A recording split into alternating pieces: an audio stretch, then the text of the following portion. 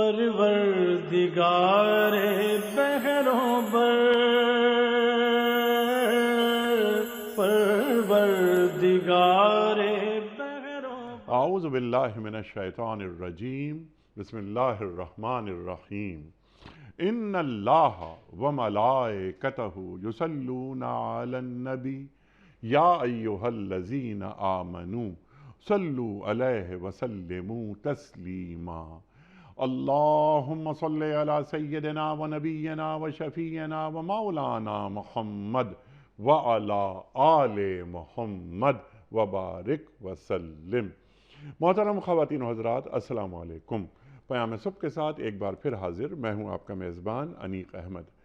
قرآن کریم کی مختلف آیات گفتگو میں آتی ہیں روزانہ، اور سیکھتے ہیں اپنے ملک کے جید علماء سے کہ قرآن کریم ہمیں کیا کیا نصیحت اور کیا کیا روشنی اور کس کس طرح ہدایت فراہم کرتا ہے، تاکہ ہم عزت اور وقار کے ساتھ اپنی زندگیاں گزاریں۔ قرآن ہمیں کہاں دیکھنا چاہتا ہے اور ہمیں کیسا دیکھنا چاہتا ہے؟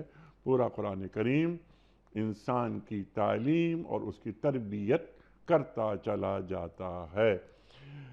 اپنے علماء کے ہم بڑے شکر گزار رہتے ہیں کہ وہ تشریف لاتے ہیں اور ان آیات کو کھولتے ہیں، قرآن کریم کا علم ہم تک منتقل کرتے ہیں۔ خواتین و حضرات، آج ہم سورہ قمر کی ایک چھوٹی سی آیت جو اسی صورت میں سورہ قمر میں اللہ تعالیٰ نے بار بار دہرائی ہے، اس پر بات کروائیں گے اپنے ملک کے ایک ممتاز مفسر قرآن سے۔ خواتین و حضرات، یہ سورہ قمر 5 جگہ یہ آیت آئی ہے، یہ بار بار دہرائی ہے اللہ نے کہ وَلَقَدْ يَسَّرْنَا الْقُرْآنَ لِلذِّكْرِ فَهَلْ مِن مُدَّكِرٍ۔ اس آیت پر بات کروائیں گے۔ اللہ فرماتا ہے کہ ہم نے اس قرآن کو نصیحت کے لیے آسان کر دیا، پھر کیا ہے کوئی نصیحت قبول کرنے والا؟ چھوٹی سی آیت، بہت سارے مضامین اس میں پوشیدہ ہیں، سیکھیں گے کس کے لیے قرآن کریم آسان ہے۔ ذکر کا لفظ آیا ہے، قرآن کریم ذکر کے لفظ کو کس کس انداز میں کہاں کہاں بیان کرتا ہے، یہاں ذکر کا لفظ کن معنوں میں ہے؟ وَلَقَدْ يَسَّرْنَا الْقُرْآنَ لِلذِّكْرِ، نصیحت کے لیے۔ فَذَكِّرْ إِنَّ الذِّكْرَ تَنفَعُ الْمُؤْمِنِينَ فَاذْكُرُونِي أَذْكُرْكُمْ وَاشْكُرُوا لِي وَلَا تَكْفُرُونَ اِنَّا نَحْنُ نَزَّلْنَا الذِّكْرَ وَإِنَّا لَهُ لَحَافِظُونَ۔ قرآن کریم میں کئی جگہ ذکر کے معنی ہیں جو ہم سیکھیں گے محترم ڈاکٹر محسن نقوی صاحب سے۔ خواتین و حضرات، ڈاکٹر محسن نقوی صاحب ہمارے ملک کا ایک جانا مانا نام، محبوب اور مقبول نام، پیام صبح کا لازمی جز۔ الحمدللہ اسی پروگرام میں پیام صبح میں 12 برس سے تشریف لا رہے ہیں۔ ویسے ہمارے ساتھ تو بہت قدیم تعلق ہے کہ کم از کم کوئی 20-21 سال سے ہمارے پروگرامز میں آتے رہے اور آ رہے ہیں۔ خواتین و حضرات، ڈاکٹر محسن نقوی صاحب کو خوش آمدید کہتے ہوئے پروگرام کا آغاز اللہ تعالیٰ کے بابرکت نام سے۔ سورہ قمر آیت نمبر 17۔ اعوذ باللہ من الشیطان الرجیم، بسم اللہ الرحمن الرحیم۔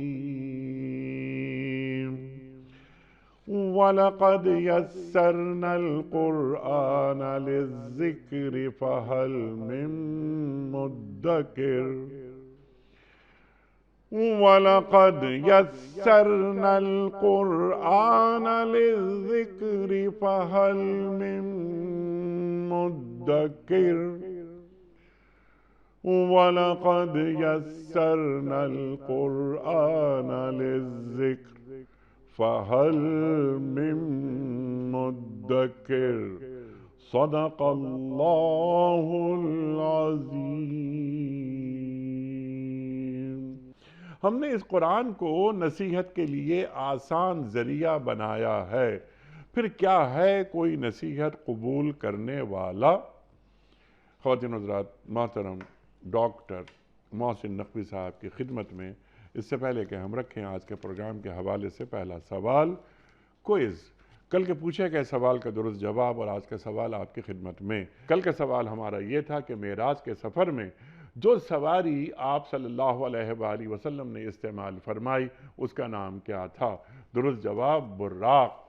آج کا سوال نوٹ فرما لیجئے، اللہ تعالیٰ نے قرآن کریم میں حضرت مسیح علیہ السلام کی مثال کس پیغمبر سے دی ہے؟ حضرت آدم علیہ السلام سے، یا حضرت ابراہیم علیہ السلام سے، یا سرکار دو عالم صلی اللہ علیہ وآلہ وسلم سے؟ جو درست جواب آپ سمجھتے ہوں روانہ فرمائیے۔ ہمارے فون نمبرز ہیں 0092213452709۔ ہمارا دوسرا فون نمبر ہے 009221343000980۔ ہمارا ای میل ایڈریس ps@duniatv.tv، ہمارا SMS کا نمبر 3031، اور ہمارا واٹس ایپ کا نمبر ہے 00923218250194۔ حضرت ارشاد فرمائیے، چھوٹی سی آیت، بہت سارے مضامین، انتہائی جامع آیات میں سے ایک آیت۔ اللہ کیا فرما رہا ہے؟ ذکر سے یعنی نصیحت سے کیا مراد ہے؟ قرآن کریم ذکر کو کن کن معنوں میں بیان کرتا ہے؟ ارشاد۔ بسم اللہ الرحمن الرحیم۔ قبل اس کے کہ ہم ذکر کے معنی کے پر کچھ گفتگو کریں، جی ایک تفسیر کا اصول ہم عرض کر دیں۔ ہم طالب علم ہیں، مفسر قرآن نہیں ہیں، طالب علم ہیں تفسیر کے، جی اور وہ اصول یہ ہے، ایک جسے کہتے ہیں کہ قاعدہ ہے کہ التاسیس اولیٰ بالتاکید۔ تاسیس جو ہے وہ توکید کے اوپر فوقیت رکھتی ہے۔ اس قاعدے کے معنی یہ ہیں جو یہاں بھی وارد ہوتا ہے، عائد ہوتا ہے۔ معنی یہ ہے کہ جب دو ہم معنی الفاظ یا اسماء یا صفات تقریباً ہم معنی آ جائیں تو دونوں کے ایک ہی معنی نہیں لینے چاہیے۔ ایک کا معنی ذرا ایک کا معنی مختلف اور دوسرے کا مختلف ہوتا ہے قرآن، ورنہ وہ فصاحت قرآنی کے خلاف ہے۔ اچھا، کیونکہ حل من مدکر میں ادکر ہے، ادکروں کے معنی جو ہیں وہ ذکر کو ہی لیے گئے ہیں کہ یہ ذکر ہے، تو لہٰذا یہ کہا کہ ہم نے گویا کہ ذکر جو ہے یہ نازل کیا اور یہ ذکر ہی ہے۔ قرآن مجید جو ہے وہ ذکر کے لیے آیا ہے، اور کوئی حرف حل من مدکر کوئی ہے کہ جو اس سے نصیحت پکڑے، ذکر اس سے ذکر ہے اور ذکر سے نصیحت پکڑے۔ یہاں ان دونوں کے معنی مختلف ہیں اور وہ ہم آگے چل کے انشاءاللہ ذکر کریں گے۔ اچھا، یہ ہے وَلَقَدْ يَسَّرْنَا۔ یہاں پہلی بات جو ہے سمجھنے کی یہ ہے کہ یہ کوئی ایک سادہ سا بیان نہیں ہے کہ یہ کہہ دیا گیا کہ قرآن مجید کو ہم نے آسان کیا۔ ٹھیک۔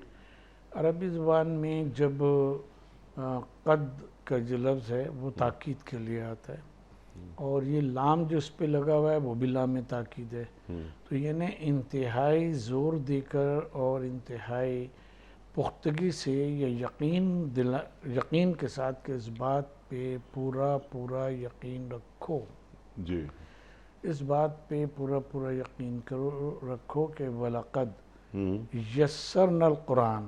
جی اچھا، یہاں یہ نہیں کہا گیا کہ یسر القرآن یا یسر القرآن، قرآن کو آسان کر دیا گیا، بلکہ یہ فرمایا کہ یسرنا القرآن، ہم نے قرآن کو آسان کیا۔ یعنی یہ بات سمجھنا، جیسا کہ ہم بعض بیانات میں اور تفاسیر میں بھی دیکھتے ہیں کہ کہا گیا کہ قرآن مجید جو ہے وہ پڑھنے میں آسان ہے، لوگ آسانی سے حفظ کر لیتے ہیں، وہ سب اپنی جگہ حقائق ہیں، لیکن یہاں جو بات کہی جا رہی ہے وہ یہ ہے کہ اللہ تبارک و تعالیٰ آسان کرتا ہے، اور یہاں من یشاء نہیں کہا گیا، لمن یشاء، جس کے لیے وہ چاہے۔ یہ قرآن مجید کے مطالب کا آسان ہونا اور اترتا چلا جانا ذہن میں اور نفس میں، اور پھر اس کے ذریعے سے کردار سازی ہوتی چلی جانا، یہ سب اللہ تبارک و تعالیٰ نے اپنی طرف پلٹا ہے۔ وَلَقَدْ يَسَّرْنَا الْقُرْآنَ ہم ہیں کہ جس نے اس قرآن کو آسان کیا ہے. تو انسان کے لیے یہ آسان ہے اللہ تبارک و تعالیٰ کی طرف سے. اگر کوئی اس کی طرف پڑھتا ہے اور اس کا علم حاصل کرنا چاہتا ہے، اس کے ذریعے سے اپنے کو معاشرے کو درست کرنا چاہتا ہے، تو اللہ تعالیٰ پھر اس کے مطالب کو اور اس کے نفاذ اور نفوذ دونوں کو آسان کرتا چلا جاتا ہے اس کے لیے.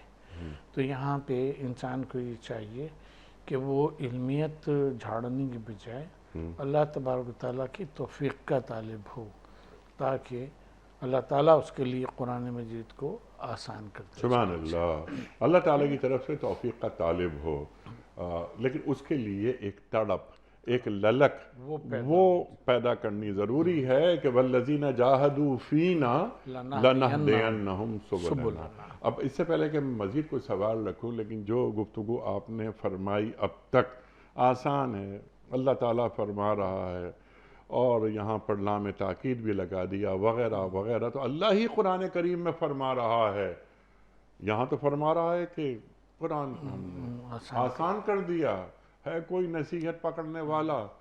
لیکن فَاسْأَلُوا أَهْلَ الذِّكْرِ، اچھا پھر وہاں بھی ذکر ہے. دیکھیے فَاسْأَلُوا أَهْلَ الذِّكْرِ إِن كُنتُمْ لَا تَعْلَمُونَ، سوال کرو اہل ذکر سے اگر تم نہیں جانتے.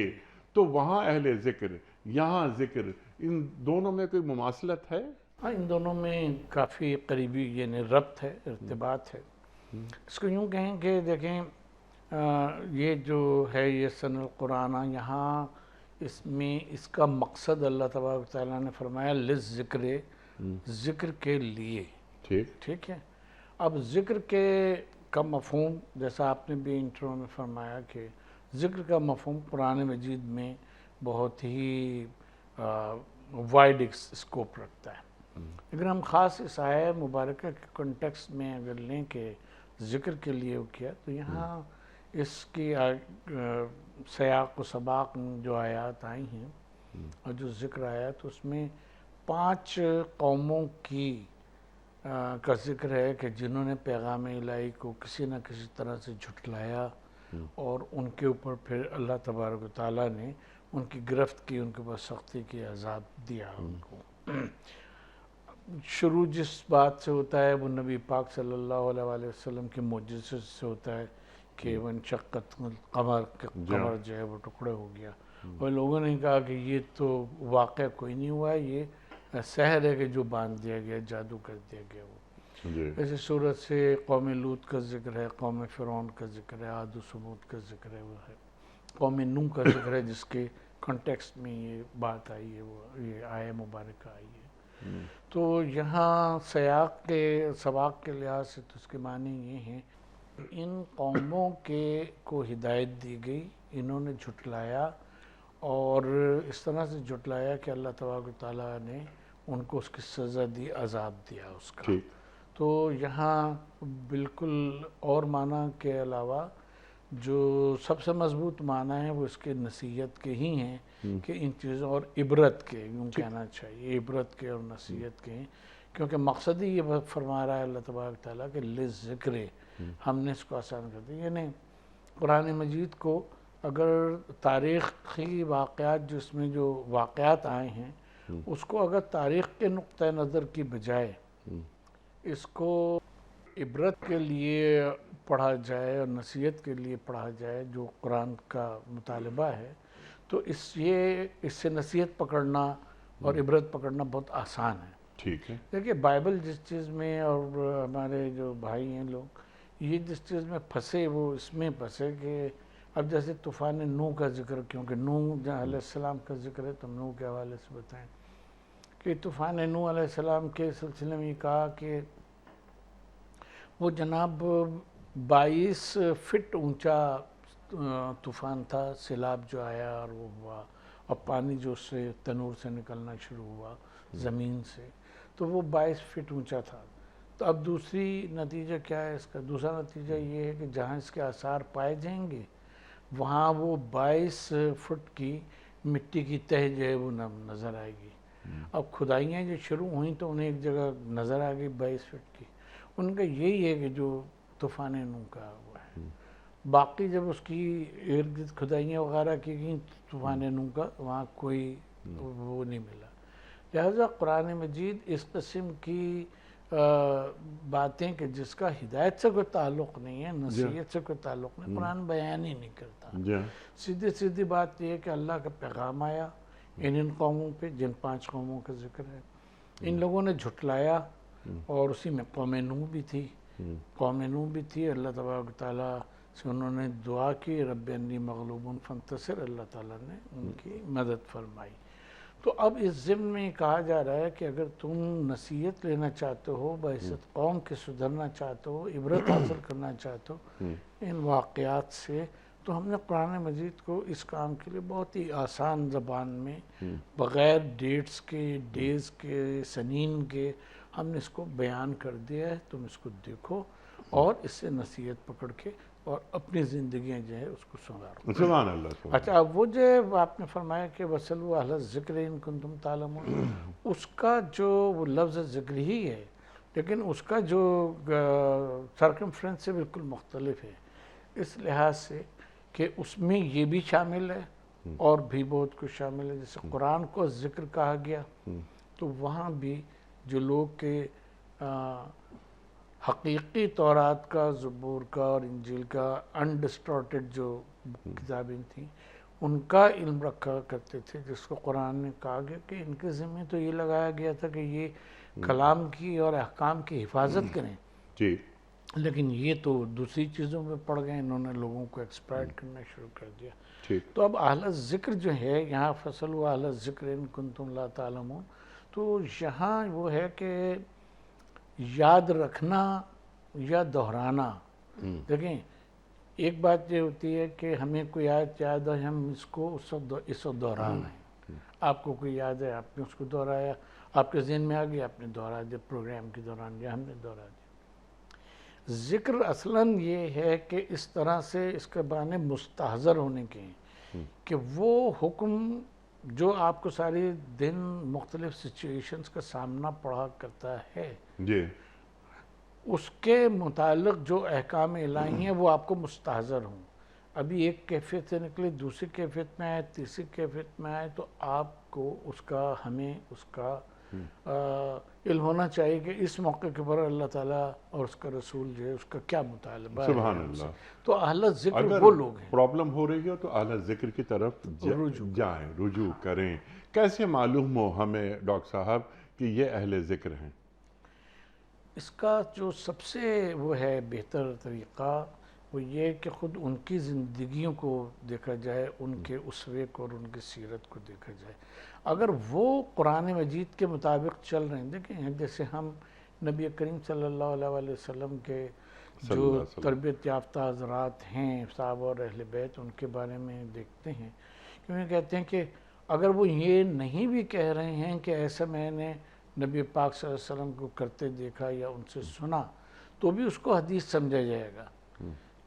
اس کو حدیث کیوں سمجھا جائے گا؟ کیونکہ ان کی زندگیاں رسول اللہ صلی اللہ علیہ وسلم کے فرامین کے مطابق ڈھلی ہوئی تھیں۔ ٹھیک۔ تو اگر ہم جس کی طرف رجوع کر رہے ہیں وہ خود قرآن مجید کی تعلیمات اور اس کی روح کے مطابق خود اس کی زندگی ڈھلی ہوئی ہے، تو وہی اہل ذکر ہے۔ ٹھیک ہے، تو جہاں مشکلات پیدا ہوتی ہیں قرآن کریم کو سمجھنے میں یا نصیحت حاصل کرنے میں، تو پھر اہل ذکر کی جانب رجوع کیا جائے۔ ان سے پوچھیں۔ اچھا، ایک تو نصیحت جو آپ نے بات فرمائی، بہت شاندار بات کہ نصیحت بنیادی جو باتیں ہیں توحید کے حوالے سے، رسالت کے حوالے سے، قیامت کے حوالے سے قرآن کریم ہمیں نصیحت کر رہا ہے، اور فذکر ان الذکر تنفع المؤمنین، ذکر کیے جائیے، آپ نصیحت بیان کیے جائیے۔ یہ نصیحت کرنا اہل ایمان کو فائدہ پہنچاتا ہے، یہ قرآن کریم بیان فرما رہا ہے۔ جہاں مشکلات آ جاتی ہیں تو اچھا، اب مشکلات جہاں آ رہی ہیں تو مجھ جیسا ایک عام آدمی قرآن کریم کو سمجھنے کے لیے آپ کی جانب رجوع کرے، یعنی علماء کی جانب رجوع کرے، تو قرآن کریم نصیحت حاصل کرنے کے لیے سب کے لیے آسان ہے، لیکن جہاں پر مشکلات القرآن آتی ہیں، کچھ مسائل آتے ہیں، یہاں کچھ تشبیہات آتی ہیں، استعارے آتے ہیں تو اس میں ہم اولی الالباب کی جانب رجوع کریں گے. ہاں اہل ذکر کی طرف دیکھیں. ہم آپ سے عرض کریں اگر قرآن مجید کی آیات کی کیٹیگرائزیشن کریں نا تو دو تین چیزیں بہت واضح ہیں اس میں. ایک یہ کہ وہ آیات ہیں کہ جو عقائد کو مجملاً یا مفصلاً بیان کریں. ٹھیک ہے. ٹھیک ہے. ان کو تو پڑھنا ہے. جن کی حقیقت نہیں ہمیں ابھی تک کھلی ہے اس پہ بھی ایمان لانا ہے, اور جس کی جو حقیقتیں کھل گئی ہیں انسان کے تحقیق کے مطابق اس پہ بھی ایمان لانا ہے. دوسری وہ ہیں کہ جو اخلاقیات سے متعلق ہیں کہ معاشرت کس طرح سے کرنی ہے, وہ بھی صاف صاف ہیں. جھوٹ نہیں بولو, جھوٹی گواہی نہ دو, کسی کو دھوکہ نہ دو, یہ نہ کرو وہ کرو. تو یہ تو سب یسرنا میں آ گیا, یہ سب شامل ہیں. ٹھیک ہے. اس میں فردر توضیح کے لیے اور فردر سمجھنے کے لیے اس میں بھی علماء کو شامل رکھنا چاہیے. تیسری جو آیات ہیں وہ ہیں کہ جن کو ہم آیات احکام کہتے ہیں.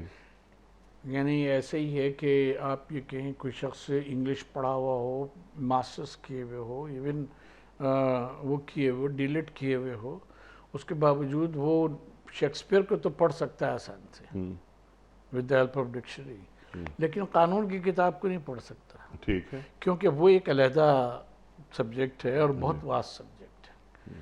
تو یہ ہے کہ ہر عربی جاننے والا, بولنے والا جو ہے وہ آیات احکام کے جو قانونی ایک وہ رکھتی ہیں, پرسپیکٹیو رکھتی ہیں, قانون کے مطابق اس کو انٹرپریٹ کرنا ہے, قانون کو استنباط کرنا ہے, وہ صرف ان کا کام ہے یا وہ کر سکتے ہیں کہ جن کی فیلڈ یہ ہے. جن کی فیلڈ یہ نہیں ہے ان کو وہ جب کہنا چاہیے کہ ایسی چیزوں میں دخل اندازی کرتے ہیں تو وہ پھر مراد الہی کو مراد انسانی سے بدل دیتے ہیں. مراد الہی کو مراد انسانی سے بدل دیتے ہیں کہ ہمیں اس وقت اس کی یہ تعویل کرنا ہے تاکہ یہ معاشرے کے ذہن سے اور جو چیزیں بہت سی جسٹیفائیڈ نہیں ہیں قرآن کے مطابق, شریعت کے مطابق, وہ ہماری جسٹیفائیڈ ہوئی. اچھا. ہم وہاں لغت کھول کے بیٹھ گئے اور میں دیکھا اچھا اس لفظ کے تو یہ معنی اور ہیں, اچھا یہ اور معنی ہے, تو ضروری ہے کہ ہم صوم کے معنی جو ہیں وہ وہی کھانا پینے سے اور جو منہیات ہیں ان سے رکیں, اور اس وقت سے اس وقت تک رکیں. صوم کے معنی اگر رکنے کے ہیں تو بس ہم نے رکنے کی نیت کر لی, جن سے ہمیں رکنا چاہے ہم نے رک گئے, جس وقت چاہا رک گئے, جس وقت چاہا ہم نے کھول لیا اس کو. گھنٹے طے کر لی, 14 گھنٹے میں ہمیں ان منیات کو دوبارہ شروع کرنا.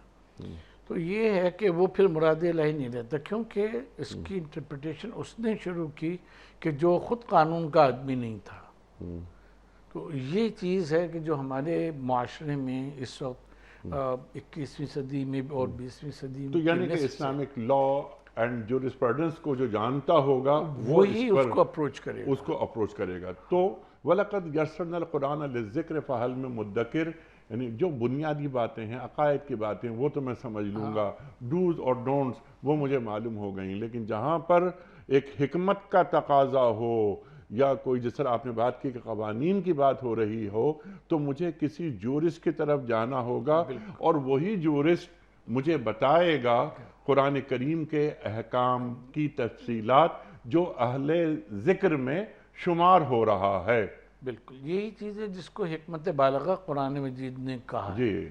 حکمت بالغہ کہا وہ یہی چیز ہے کہ ہم ہیں بہت اچھی انگلش فرض کے جانتے ہیں, لیکن ہم اگر طب کی کتاب اٹھا کے میڈیسن کی دیکھیں گے, سرجری کی, تو اس میں ہمیں کچھ نہیں سمجھ میں آئے گا.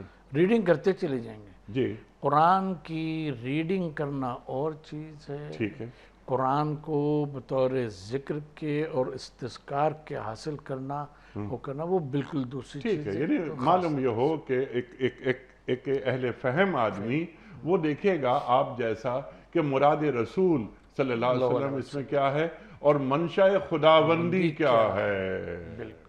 اگر ایک کوئی نیا مسئلہ سامنے آ رہا ہو تو اس پر گفتگو ہو سکتی ہے, لیکن جو مسائل قرآن کریم نے اور صاحب قرآن نے طے کر دیے ہیں ان پر گفتگو نہیں ہوگی۔ یہاں پہ قرآن آسان ہے۔ ایک بات ہمیں اور کہنے کی اجازت جی، ہے، ارشاد۔ کیونکہ ابھی پچھلے دنوں یونیورسٹیوں میں یہ باتیں ہم سے ڈسکس کی گئی ہیں۔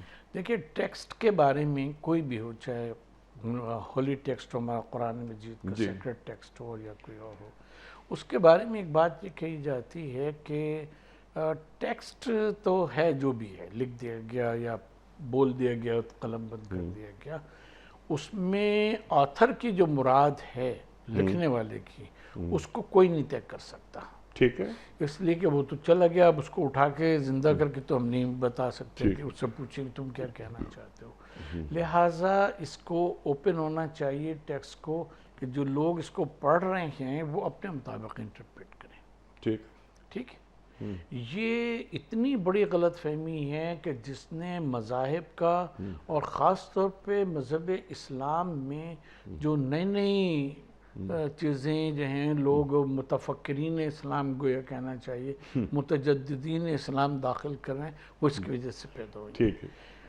اللہ تبارک و تعالیٰ نے دیکھیے اس کا ایسا انتظام کیا کہ اللہ تبارک و تعالیٰ تو پردہ غیب میں ہے، وہ ہے، اور اس نے یہ کلام نازل کیا۔ اب مراد خدا کیا ہے؟ جی جی جی جی جی۔ تو یہ اللہ تبارک و تعالیٰ ہی تھا جس نے نبی پاک صلی اللہ علیہ وسلم کو اس کا علم بھی صلی اللہ دیا، علیہ وسلم کو۔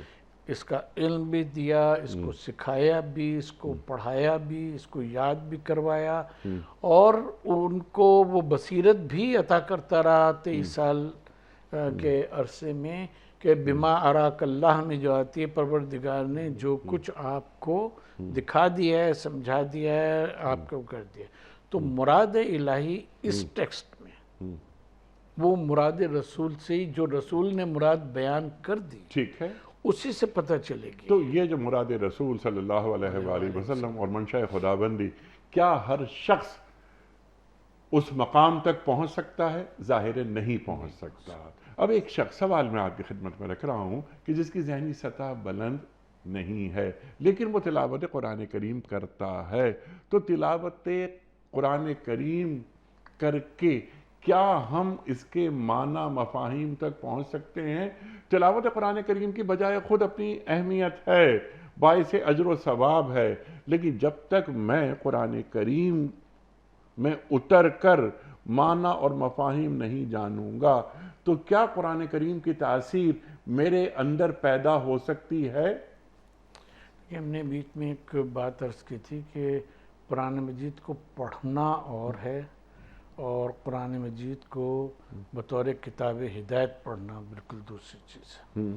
ہم اپنی والدہ کی مثال دیں، ہماری والدہ کسی اسکول کی پڑھی بھی نہیں تھی، لیکن وہ الف بے جیم یہ پہچانتی تھیں، ہندی کے بھی پہچانتی تھیں، اور انگلش کی ABCD بھی پہچانتی تھیں۔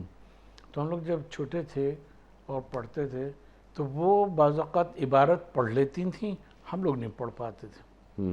ٹھیک ہے، وہ کہتے ہیں دیکھو معنی تو مجھے نہیں آتے، لیکن میں پڑھ دیتی ہوں تمہیں کہ یہ لفظ ہے لکھا ہوا۔ ٹھیک۔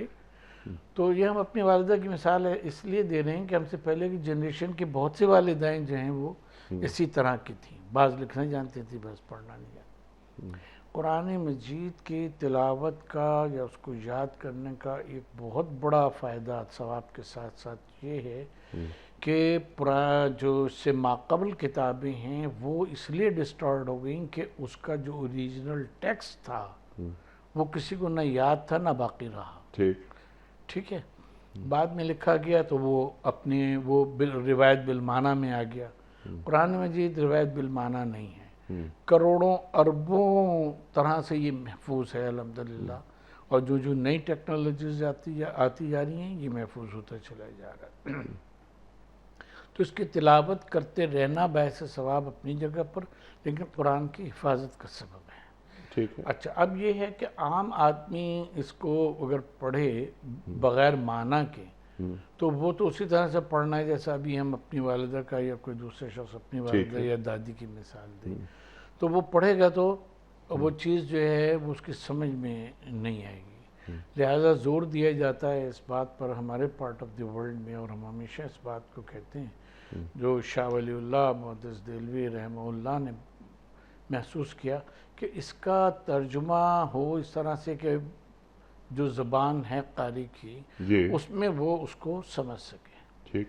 لیکن کوشش یہ ہونی چاہیے کہ ہم اصل زبان قرآن جو ہے اس کو ہم سمجھ سکیں. امتداد زمانہ سے یہ ہوا ہے کہ خود اہل عرب جو ہیں وہ قرآن مجید پڑھنے کے لیے اپنے بچوں کے لیے قاریوں کا اور دیگروں کا انتظام کرتے ہیں، کیونکہ یہ عربی اب گویا کہ گلی محلوں میں سوقی عربی تو نہیں ہے کہ جو بولی جاتی ہے، لہٰذا ان کو دشواری ہے. اس چیز کے اوپر قابو پانا ضروری ہے. قرآن مجید کی سمجھ کے جہاں تک تعلق ہے، اس میں ہم یہ کہیں گے کہ جو ایک اس کا بہت اعلیٰ درجہ وہ ہے کہ جو علامہ اقبال نے فرمایا ہے، تیرے ضمیر پہ جب تک نہ ہو نزول کتاب، گرا کشا ہے نہ راضی نہ صاحب کشاف. تو یہ جو ضمیر پہ نزول کتاب کیسے ہوتا ہے؟ محض تلاوت قرآن کریم سے ہو جاتا ہے؟ جب دیکھیں ایک لفظ ہے مثلا ذہبہ گیا، جا آیا، یہ ہم کہہ رہے ہیں تو یہ عربی ہے. لیکن جب ہم اس کو قرآن مجید میں پڑھتے ہیں جی تو ہمارے اس میں یہ ہوتا ہے کہ اب یہ اللہ تبارک و تعالیٰ فرما رہا ہے، جی یہ اب زبان خدا بندی ہے، یہ عربی نہیں ہے. ٹھیک ہے. جس کے لیے ہم کہتے ہیں اکثر کہ قرآن مجید کی اپنی ایک زبان ہے. قرآن مجید عام عربی زبان میں نازل نہیں ہوا. تو جب ہم کسی بھی چیز کے قرآن مجید کی کوئی آیت اور کوئی سورہ کوئی جز کے لیے یہ نہیں سمجھتے ہیں اب اس وقت اللہ تبارک و تعالیٰ ہم سے مخاطب ہے. یہ 1400 سال پہلے نہیں اترا. اب اس وقت جب ہم اس کو پڑھ رہے ہیں تو یہ ہم سے مخاطب ہے اور ہمارے اس کے اوپر گویا ضمیر پہ اتر رہا ہے. ہمیں اس کے مطابق اپنے کو چینج کرنا ہے. اگر وہ جھوٹ سے خیانت سے متعلق اور یا پھر اچھائیوں سے متعلق اقربا اور یتیموں کا خیال رکھنا اور دیگر چیزوں سے متعلق آیا بر پڑھ رہا ہے تو سب یہ سمجھے اب اللہ تعالیٰ مجھ سے یہ مطالبات کر رہا ہے. تو وہی چیزیں کتاب سے نکل کر کوئی ہمارے ضمیر کا حصہ جو ہے وہ بنتی چلی جاتی ہیں.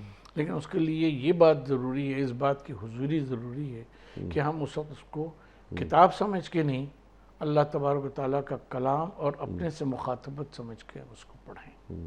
تو پھر اس کو اس کی تلاوت کی، اس کے ذکر کی معنویت ہی بالکل تبدیل ہو جاتی ہے. سبحان اللہ سبحان اللہ. یہ ایک خواہش اور بہت اچھا طریقہ، لیکن اس کا ایک روڈ میپ ہوتا ہے نا. تیرے ضمیر پہ جب تک نہ ہو نزول کتاب، گرا کشا ہے نہ راضی نہ صاحب کشاف. تو یہ ایک ضمیر پہ قرآن کریم کا اترنا یہ کوئی معمولی بات ہے کیا؟ ہر شخص اس بات کا اہل ہوتا ہے کہ اس پر نزول قرآن ہو جائے. اس کے لیے ایک بہت بڑا ایک تربیت کی ضرورت ہوتی ہے. اقبال فرماتا ہے نا کہ قلندر بجز دو حرف لا الہ کچھ بھی نہیں رکھتا، فقیہ ہے شہر قاری ہے لغت ہائے حجازی کا. اللہ اکبر. اب گفتگو میں معرب الفاظ استعمال کر کے ایک علمی دھاک بٹھا دی جاتی ہے. میرا اشارہ تاثیر کی طرف ہے کہ قرآن کریم یعنی محسوس ہو وَإِذَا تُلِيَتْ عَلَيْهِمْ آيَاتُهُ زَادَتْهُمْ ایمانا. تو مجھے معلوم ہو جب میں قرآن کریم پڑھ رہا ہوں ربنا لا تؤاخذنا ان نسینا او اخطانا، تو مجھے معلوم ہو رہا ہے کہ یہ سورہ بقرہ کا آخری رکوع جو معراج کے سفر میں دیا جا رہا ہے، یہ آیات پڑھتے ہوئے کیا میرے رونگٹے کھڑے ہو رہے ہیں؟ عذاب کی آیات پر کیا میرے آنسو بہ رہے ہیں؟ سوال صرف اتنا سا میرا تھا اور ہے کہ تاثیر قرآن کیسے پیدا ہوتی ہے؟ بس ہمیں اس سے پہلے دو لفظ کہنے دیے، دو جملے، اور یہ کہ علامہ اقبال کیونکہ خود عالم و مفکر تھے، انہوں نے جو راضی اور صاحب کشاف کا ذکر کیا ہے وہ ضرورت شعری سے نہیں کیا ہے. نہیں وہ تو ظاہر ہے.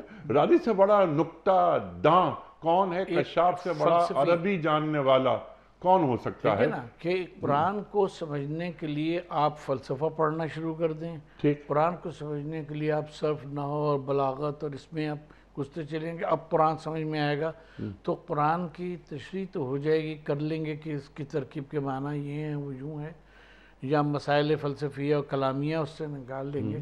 لیکن وہ نزول جو ہے نفس کے اوپر وہ کیسے ہوتا ہے؟ آپ بات فرما رہے ہیں وہ ہاں، اور اسی میں یہ بھی کہ وجلت قلوبہم، جی جو جی، انہیں کہا جاتا ہے ان دل کے دہل جاتے ہیں، دل دہل جاتے ہیں، اللہ اکبر، وہ وہی نقطہ ہے کہ جس کو کی طرف ہم نے پہلے بھی اشارہ کیا تھا.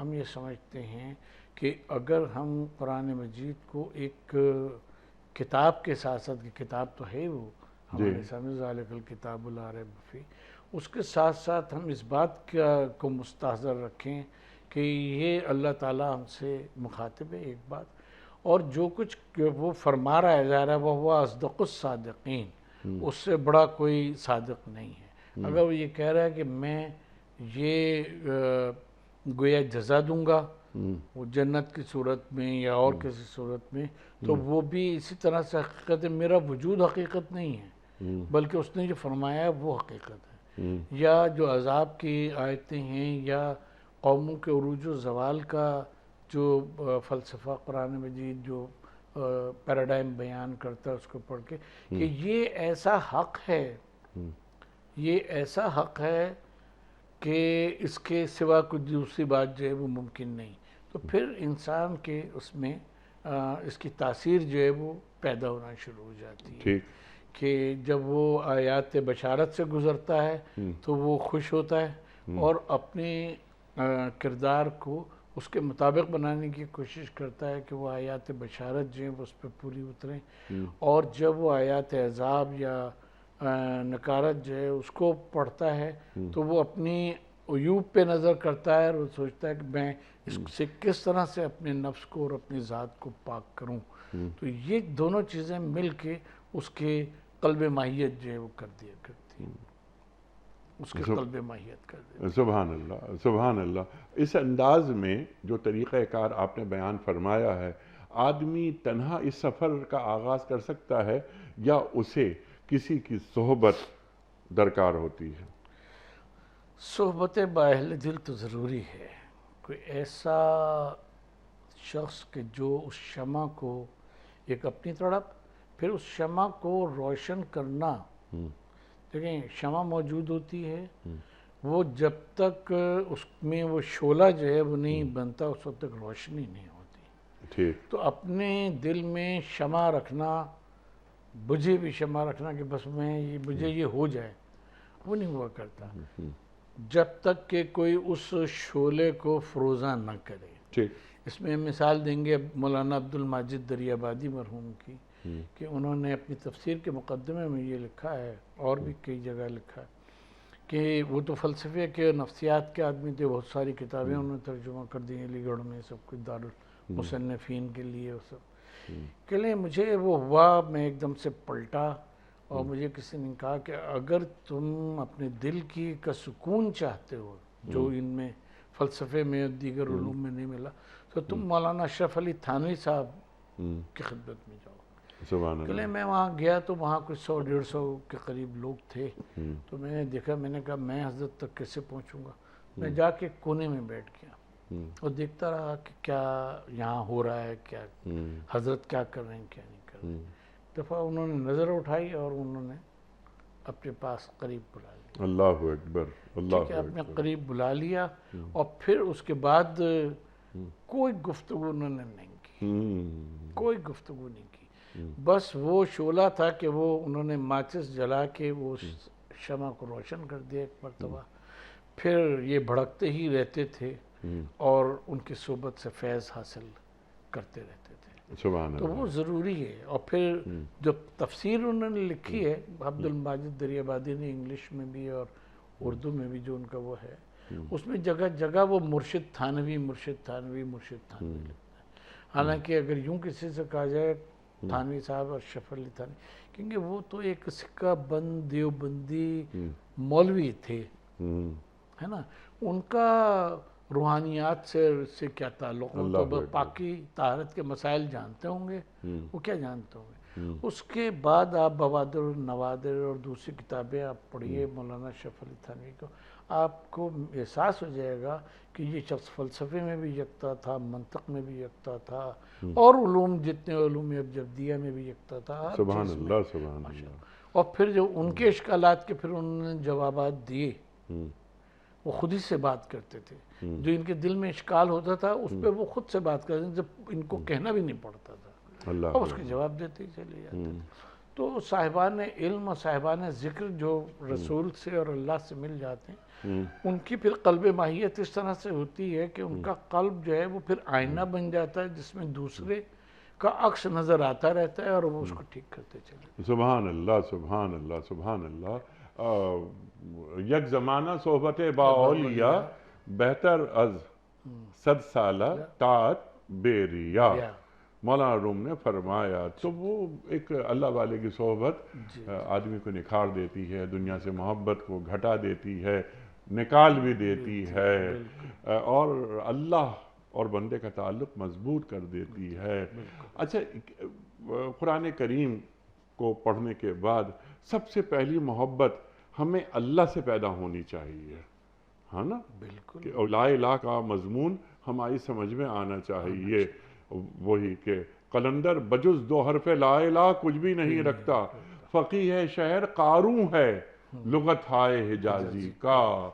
تو گفتگو تو ہوتی رہتی ہے, لیکن اللہ تعالیٰ کے قریب آنا, اللہ کی محبت کو اپنے اندر محسوس کرنا.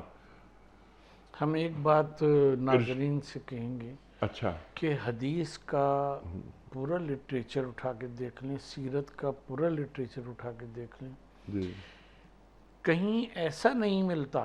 یہ تو ملتا ہے کہ کسی صحابی نے جو دیگر علاقوں سے تعلق رکھتے تھے یا وہیں کے لوکل تھے یا اور کہیں کے, کہ پوچھا ہے نبی پاک صلی اللہ علیہ وسلم سے کہ اس آیت کا کیا مطلب ہے, یا آپ نے یہ جو فرمایا اس میں اس لفظ کا کیا مطلب ہے. مشکل سے 100 مقامات آپ کو جی ہاں. کہیں ایسا نہیں ملتا کہ جو افصح العرب تھے نبی پاک صلی اللہ علیہ وسلم, انہوں نے کہیں تشریحات لغوی اور صرفی اور نحوی اور یہ سب فرمائی ہوں. اور تزکیہ نفس جو ہے وہ بغیر ان سب چیزوں کے آپ نے کیا, اور تزکیہ نفس ہے ہی ایسی چیز. اللہ اکبر اللہ کہ جب آپ اکبر. معنی کے بجائے ان گروہ میں اور پیچیدگیوں میں پڑ جاتے ہیں. اللہ اکبر. پھر اقبال یاد آتے ہیں. اقبال کا نثری حصہ آپ فرماتے ہیں کہ ایک گریجویٹ, اس زمانے کا گریجویٹ, ایک گریجویٹ بے عمل مسلمان کے مقابلے میں مجھے ایک جاہل با عمل مسلمان زیادہ قبول ہے. بالکل. تو وہی کہ مانوی مباحث وغیرہ, لفظوں کی جگالی, بڑی بڑی لمبی چوڑی بحثیں ہو رہی ہیں, یہ معاملہ یہاں, یہ لام تاکید نون ثقیلہ وغیرہ, چلتا پھرتا کردار نظر آ رہا ہے یا نہیں کہ یہ آدمی قرآن کریم کی تاثیر کو قرآن کریم سے کشید کر سکا, اللہ سے اس کا تعلق کچھ بنا یا نہیں بنا, اور اللہ کے رسول صلی اللہ علیہ وآلہ وسلم کی سیرت جو آپ نے بیان فرمائی کہ اس سیرت سے اس نے کیا استنباط کیا ہے. ورنہ محض یہ گفتگو پھر گفتگو پھر گفتگو پھر گفتگو, چلتا پھرتا کردار. اچھا ڈاکٹر صاحب, وقت ختم ہو رہا ہے پروگرام کا. ٹو ڈوز, چند کرنے کے کام آپ ہمیں تعلیم کر دیں کہ کیا کرنا چاہیے کہ ہم قرآن کریم سے جو تعلق ہمارا ہونا چاہیے وہ تعلق پیدا کر سکیں اور استفادہ کر سکیں قرآن کریم سے, وہ استفادہ کہ جو شاید ہم نہیں کر پا رہے.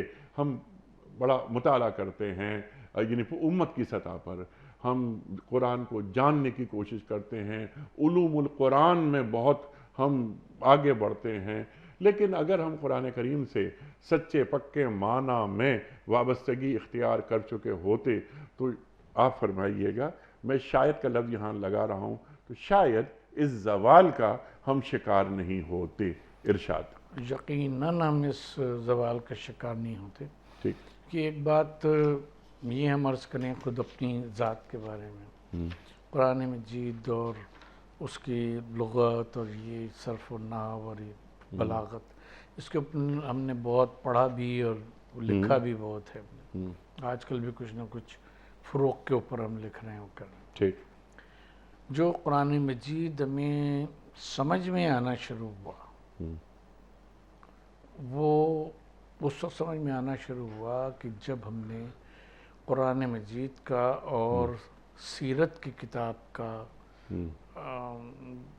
ساتھ ساتھ مطالعہ شروع کیا. اچھا.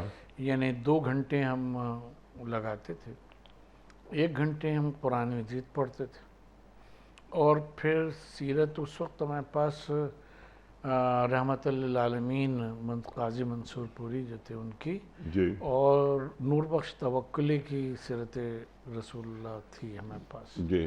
یہ ہم ملتان کی اپنی چٹپنے کی کلاس 5th 6th کی بات کر رہے ہیں. اچھا. اس وقت احتشام الحق تھانوی صاحب کی تفسیر کا کالم جنگ میں آیا کرتا جی. تھا، وہ پڑھتے تھے. جی. اور مودودی صاحب کی تفہیم. ہاں جسارت میں ان کا وہ آیا جسارت کرتا میں، اور جسارت تفسیر. میں. ہاں وہ تو بعد میں پوری جی. تفسیر بنی.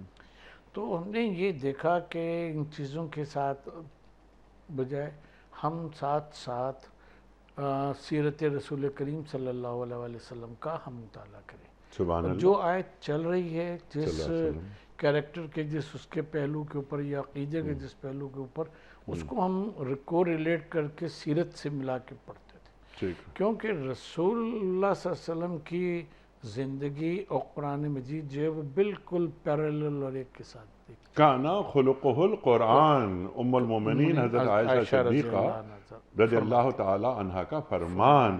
اچھا ڈاکٹر صاحب، عام طور پہ ہم یہ کرتے ہیں کہ جن کو ایک ذوق ہوتا ہے قرآن کریم کو سیکھنے کا، وہ کسی تفسیر کا ضرور مطالعہ کرتے ہیں. کیا ایک تفسیر زندگی بھر کے لیے کافی ہوتی ہے؟ کبھی بھی نہیں.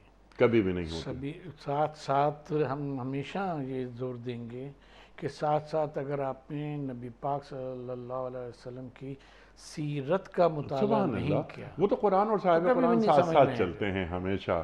اچھا، کیا ایک سیرت کی کتاب جو ہم نے پڑھی یا 100 برس پہلے لکھی گئی ہے، کیا آج کی کتاب میں عہد کا لمس شامل ہوتے ہوئے اور قرآن کریم کی تفسیر عہد کا لمس آج قرآن کریم کی اس آیت کی تفہیم ان معنوں میں کی جائے تو یہ عمل درست ہے؟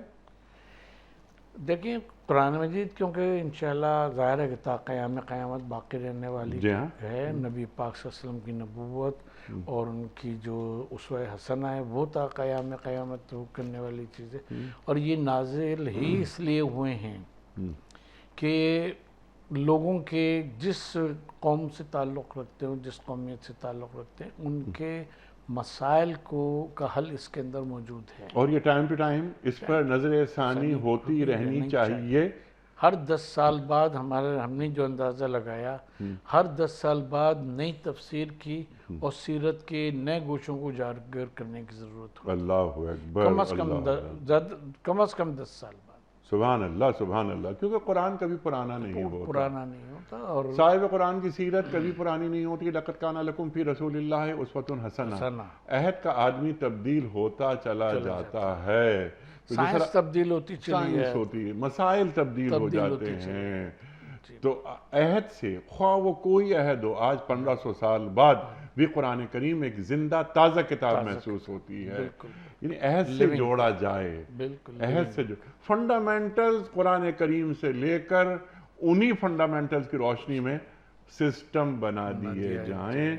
وہ معاشی مسئلہ ہو، سماجی، سیاسی، معاشرتی، عسکری، تمام مسائل قرآن کریم حل کر دیتا ہے. فنڈامنٹلز دے دیتا ہے. سسٹم بنانا اس عہد کے آدمی کا کام ہے جس عہد میں وہ قرآن پڑھ رہا ہے. ٹھیک ہے ڈاکٹر صاحب؟ ایک جملہ کہنے دیئے. پرابلم یہ ہوا ہے ہمارے وہاں مسلم ورلڈ میں، دیکھیے سسٹم ہمیشہ دانشور بناتے ہیں جی، جن کو معاشرے کی دانش بھی ہوتی ہے اور جو ان کے پاس گائیڈنگ میٹیریل ہوتا ہے، اس کیس میں قرآن اور سنت.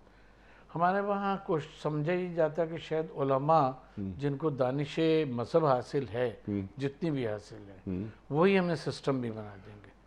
اس لیے خرابی پیدا ہوتی ہے. اس سے بڑی خرابی یہ کہ جو بعض اوقات حکمران سسٹم بنانے میں مصروف ہو جاتے ہیں. حکمرانوں کا کام دانشوروں سے سسٹم لے کر اس کا نفاذ ہے. بالکل. تو جن کا کام نفاذ ہے، امپلیمنٹیشن جن کا کام ہے، ان کو وہی کام کرنا چاہیے. دانشوری براہ کرم وہ چھوڑ دیں. ڈاکٹر صاحب میں آپ کا بڑا ممنون، بڑا شکر گزار. بہت ساری باتیں اور بہت مجھے مزہ آ رہا تھا آپ سے بات کر کے، لیکن بتایا جا رہا ہے کہ وقت ختم ہو گیا۔ انشاءاللہ کسی اور وقت آپ سے مزید سیکھیں گے۔ خواتین و حضرات، وقت یا مکمل ہوا ہمارے آج کے پروگرام کا کوئز۔ کل کا سوال ہمارا یہ تھا کہ معراج کے سفر میں جو سواری آپ صلی اللہ علیہ وآلہ وسلم نے استعمال فرمائی اس کا نام کیا تھا؟ درست جواب براق۔ آج کا سوال نوٹ فرما لیجئے۔ اللہ تعالیٰ نے قرآن کریم میں حضرت مسیح علیہ السلام کی مثال کس پیغمبر سے دی ہے؟ حضرت آدم علیہ السلام سے، یا حضرت ابراہیم علیہ السلام سے، یا سرکار دو عالم صلی اللہ علیہ وسلم سے؟ جو درست جواب آپ سمجھتے ہوں روانہ فرمائیے۔ ہمارے فون نمبرز ہیں 0092213452709۔ ہمارا دوسرا فون نمبر ہے 0092213400980۔ ہمارا ای میل ایڈریس ps@dunyatv.tv۔ ہمارا SMS کا نمبر 3031، اور ہمارا واٹس ایپ کا نمبر ہے 009232182509194۔ ڈاکٹر صاحب ایک پرچی نکال کر اعلان کر دیجئے آج کے ونر کون ہیں؟ اور آج کے ونر ہیں جنید احمد گوندل صاحب، ایڈوکیٹ، یہ ہیں سابو والا روڈ، محلہ اسلام نگر، گجرات۔ جنید احمد گوندل صاحب ایڈوکیٹ گجرات سے۔ جنید صاحب آپ کی خدمت میں دنیا ٹی وی کی جانب سے دینی کتب پر مشتمل گفٹ ہیمپر آپ کے گھر روانہ کیا جا رہا ہے بذریعہ کوریئر۔ آپ کو بہت بہت مبارک ہو۔ پیام صبح کا اختتام ہوتا ہے روزانہ ایک قول پر، اور وہ قول ہوتا ہے صاحب نہج البلاغہ امیر المومنین حضرت علی مرتضیٰ کرم اللہ وجہہ کا۔ آپ فرماتے ہیں جو اپنے ماتحت افراد کے ساتھ عدل روا رکھتا ہے وہ اپنے بلند والوں سے عدل پاتا ہے۔ اللہ اکبر۔ جو اپنے ماتحت افراد کے ساتھ عدل روا رکھتا ہے وہ اپنے بلند والوں سے عدل پاتا ہے۔ اللہ اکبر۔ اپنے میزبان انیق احمد کو کل تک کے لیے اجازت دیجیے۔ خدا حافظ۔ پروردگار